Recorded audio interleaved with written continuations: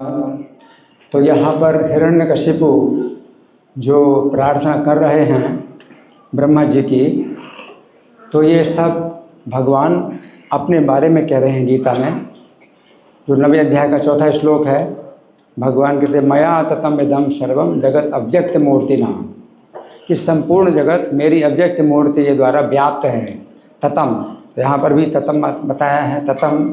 और इदम ततम, भगवान ने कहा इदम, सर्वम इदम ततम, यहाँ भी उसने कहा इदम ततम, अखिलम संपूर्ण जगत है ना। तो इदम अखिलम ततम अव्यक्त रूपेण, तो ब्रह्मा जी के लिए वो बोल रहा है, जबकि भगवान अपने लिए बोल रहे हैं। तो अनंत अव्यक्त रूपेण, आपका रूप अव्यक्त है और अनंत है। जैसे पूरा जगत, भौतिक जगत भी अनंत है, तो आपका जो है अव्यक्त रूप भी अनंत है। संपूर्ण जगत को आप जो है व्याप्त किए हैं इस तरह से। तो भगवान जो अपने बारे में बोल रहे हैं वो हिरण्यकशिपु ब्रह्मा जी के लिए बोल रहा है। और भगवान अपनी शक्ति बताते हैं, अपरा प्रकृति और परा प्रकृति। तो यहाँ पर वो चित्त शक्ति अचित शक्ति, तो कह सकते हैं कि हिरण्यकशिपु ब्रह्मा जी को बोल रहा है आप चित्त शक्ति और अचित शक्ति को धारण करने वाले हैं। तो चित्त शक्ति का मतलब परा प्रकृति और अचित शक्ति का मतलब अपरा प्रकृति को धारण करने वाले हैं। तो जो बातें भगवान गीता में अपने लिए बताते हैं वो हिरण्यकशिपु ब्रह्मा जी के लिए बोल रहा है ना। तो भगवान गीता में ये भी बताते हैं कि ये प्यन्य देवता भक्ता जनते श्रद्धयान्विता, अन्य देवताओं के भक्त हैं और जो श्रद्धा पूर्वक उनकी पूजा करते हैं। किसी देवता में वो श्रद्धा ऐसी बना लेते हैं कि यही सर्वोच्च हैं। तो ये प्यन्य देवता, अन्य देवताओं के जो भक्त हैं श्रद्धापूर्वक उनकी पूजा करते हैं। तेप मामेव कौन तेजंत अविधि पूर्वकम, तो वे भी मेरी ही पूजा कर रहे हैं लेकिन अविधि पूर्वक कर रहे हैं। तो हिरण्यकशिपु ब्रह्मा जी का गुणगान कर रहा है, तो ये भी भगवान का गुणगान हो रहा है लेकिन अविधि पूर्वक हो रहा है। तो फिर भगवान कहते हैं अविधि पूर्वकम जजंत अविधि पूर्वकम। उसके बाद भगवान कहते हैं अहम ही सर्व यज्ञा नाम भोक्ता चा प्रभुदेव चा, क्योंकि मैं ही सब यज्ञों का भोक्ता हूँ, प्रभु हूँ। तो सब प्रकार की स्तुतियाँ मेरे लिए भी लागू होती हैं। परंतु न तो माम अभिजानन्ति तत्वेन आतश्च बनन्ति, परंतु वे तत्व से मुझे नहीं जानते इसलिए गिर जाते हैं। तो उनको जो है लाभ नहीं होता, उनको जन्म मरण के बंधन से छुटकारा नहीं मिलता। तो तत्व से मुझे नहीं जानते वे। इसी प्रकार से हिरण्यकशिपु अगर ब्रह्मा जी को इस प्रकार से मान रहा है कि वे इस प्रकार हैं, जो कृष्ण के गुण हैं वो ब्रह्मा जी मान रहा है, तो वो क्या है अविधि पूर्वक है।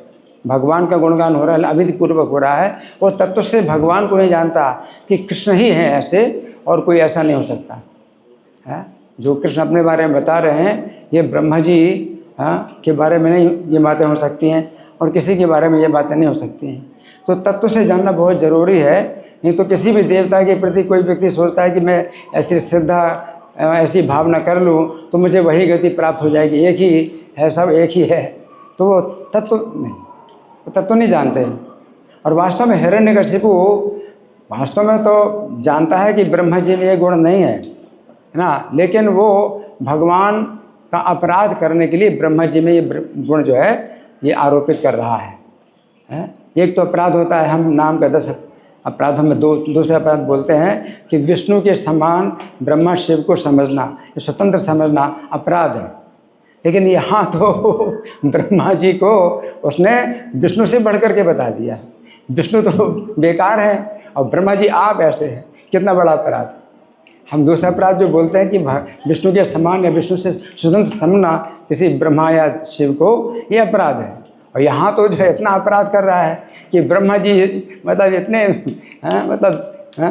सबसे ऊंच ब्रह्मा जी हैं और विष्णु को तो मारा जा सकता है, विष्णु को तो मैं मार सकता हूँ, तो कितना बड़ा अपराध है। तो वास्तव में ब्रह्मा जी की भी स्तुति नहीं कर रहा, ये तो केवल खुशामत है, चमचागिरी बोलते हैं ना, तो चमचागिरी है वास्तव में। तो उसने जब तपस्या की थी तो इस संकल्प के साथ की थी कि मुझे ब्रह्मा जी को प्रसन्न नहीं करना है, मुझे अपनी तपस्या के बल पर ही ब्रह्मा का पद प्राप्त करना है।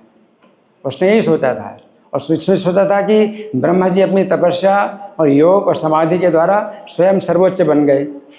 उसके विचार में ये नहीं था कि विष्णु को प्रसन्न किया, विष्णु से ज्ञान प्राप्त किया, ब्रह्मा जी ने आदेश प्राप्त किया। वो ये कहता है कि ब्रह्मा जी अपनी तपस्या योग समाधि के द्वारा सर्वोच्च बन गए और अब मैं अपनी तपस्या और योग समाधि के द्वारा ब्रह्मा का पद पालूंगा और ज़्यादा तपस्या करूंगा। तो ब्रह्मा जी ज़्यादा तपस्या करूंगा तो ब्रह्मा जी को हटा दूंगा उस पद से और ब्रह्मा का पद पालूंगा। लेकिन फिर कोई दूसरा व्यक्ति भी मेरा पद पा सकता है, तो सोचता नहीं, मैं अपनी तपस्या को ऐसी कायम रखूंगा कि इससे मतलब इसमें मैं हमेशा बना रहूँ।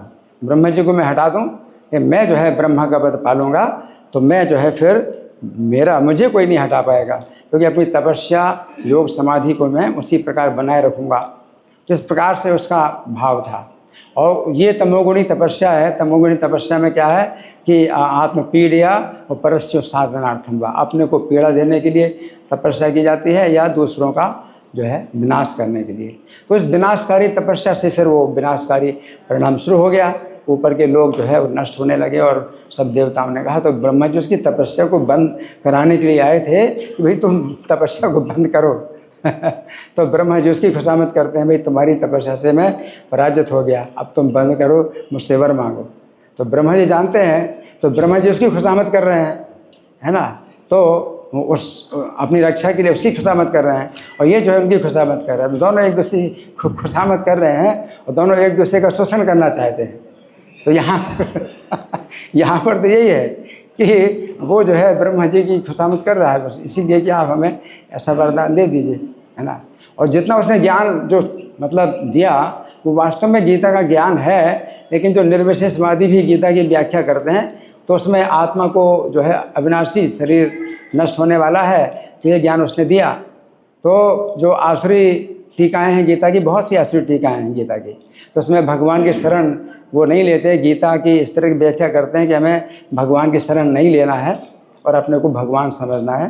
तो गीता की ऐसे आसुरी टीकाएँ हैं। तो हिरण्यकशिपु ने जितना ज्ञान दिया तो उसमें लगता है कि भाई वो बहुत श्रेष्ठ ज्ञान है, तो उसने कुछ भी ज्ञान नहीं दिया भक्ति का। भगवान गीता में जो है जो कहते हैं कि हमारी भक्ति करो मन मनाभो भक्तो, वो सब कुछ नहीं है।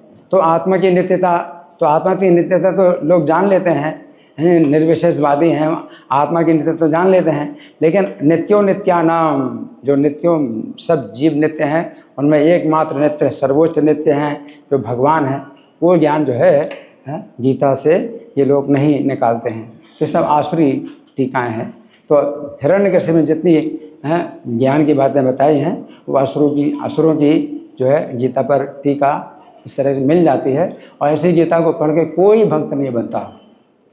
इसलिए प्रभुपाद ने जो गीता दी है उसको पढ़कर के लोग भक्त बन रहे हैं। तो प्रभुपाद ने कहा कि मेरी गीता की यही जो है पहचान है या यही परीक्षा है कि इसको पढ़कर के लोग भक्त बन रहे हैं, और जो दूसरे लोग हैं बड़े विद्वान हैं उसकी गीता को पढ़कर के लोग भक्त नहीं बनते, क्योंकि हिरण्यकशिपु को ही ज्ञान देते हैं।